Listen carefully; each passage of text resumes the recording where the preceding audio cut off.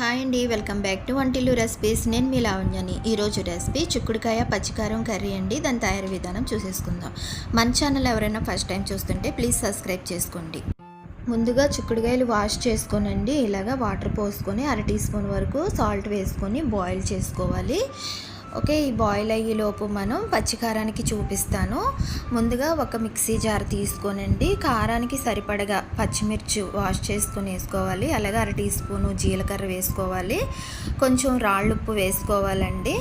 అలాగే ఇప్పుడు వాష్ చేసి పెట్టుకున్న కొత్తిమీర కూడా వేసుకొని బరగ్గా మిక్సీ పట్టుకోవాలి.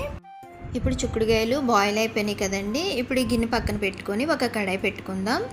ఇందులో 3 టేబుల్ స్పూన్ వరకు ఆయిల్ వేసుకోవాలండి. ఆయిల్ హీట్ అయిపోయింది. ఇప్పుడు 2 మీడియం సైజు ఆనియన్స్ ఇలా చిన్న ముక్కలుగా కట్ చేసుకొని వేసుకోవాలి. ఇప్పుడు ఇందులోనే ఒక 1/2 టేబుల్ స్పూన్ వరకు రాళ్ళుప్పు వేసుకోవాలండి. వేసుకొని ఒకసారి కలుపుకొని ఆనియన్స్ బాగా మగ్గించుకోవాలి. ఇప్పుడు మూత పెట్టేసుకుందామండి. ఓకే, అల్లం వెల్లుల్లి పేస్ట్ చేసుకుందాము. 4 వెల్లుల్లి రెబ్బలు, చిన్నించు అల్లం ముక్క వేసుకోనండి. మెత్తగా దంచుకొని ఈ కర్రీలో వేసుకోవాలి. ఫ్రిడ్జ్లో స్టోర్ చేసుకున్నది కాకుండా అప్పటికప్పుడు చేసుకున్న అల్లం వెల్లుల్లి పేస్ట్ కర్రీలోకి చాలా బాగుంటుందండి.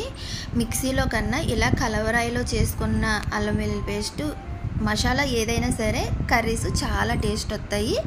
ఇలా చేసుకొని వేసుకోండి, కూరల్లో చాలా బాగుంటుంది. ఓకే, ఆనియన్స్ అయితే మగ్గిపోయినాయి కదా. ఇప్పుడు ఈ అల్లం వెల్లుల్లి పేస్ట్ వేసేసుకున్నాను. 1/2 టీ స్పూన్ వరకు పసుపు కూడా వేసుకొని ఒకసారి అంతా బాగా కలుపుకోవాలి. అల్లం వెల్లుల్లి పేస్ట్ పచ్చివాసన పోయే వరకు వేగించుకోవాలండి. ఇలా బాగా వేగిన తర్వాత మనం ముందుగా బాయిల్ చేసి పెట్టుకున్న చిక్కుడుకాయలు కూడా వేసేసుకొని ఒకసారి కలుపుకొని మూత పెట్టేసుకొని ఒక 10 నిమిషాలు చిక్కుడుకాయలు ఉడికించుకోవాలండి. ఓకే, చూద్దాం 10 నిమిషాల తర్వాత. చిక్కుడుకాయలు అయితే బాగా ఉడికిపోయినాయి కదా. మనం ముందుగా పచ్చికారం చేసి పెట్టుకున్నాం కదండి, ఆ మిశ్రమం కూడా ఈ చిక్కుడుకాయల్లో వేసేసుకోవాలి. కొంచెం వాటర్ కూడా పోసుకొని పచ్చివాసన పోయేంత వరకు కూడా బాగా కలుపుకోవాలి. బాగా కలుపుకొని మూత కూడా పెట్టేసుకోవాలి.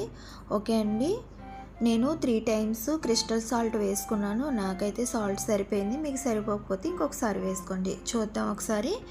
ఓకే, కర్రీ అయితే రెడీ అయిపోయిందండి. Very simple and tasty recipe. ఒకసారి మీరు కూడా ఇలా ట్రై చేయండి. మీకు ఎలా వచ్చిందన్నది నాకు కామెంట్ సెక్షన్లో తెలియజేయండి. మా వీడియో మీకు నచ్చిందని అనుకుంటున్నాను. నచ్చితే లైక్ చేయండి. మన ఛానల్ని చూస్తూ ఉండండి. Thanks for watching. నెక్స్ట్ వీడియోలో కలుద్దాం.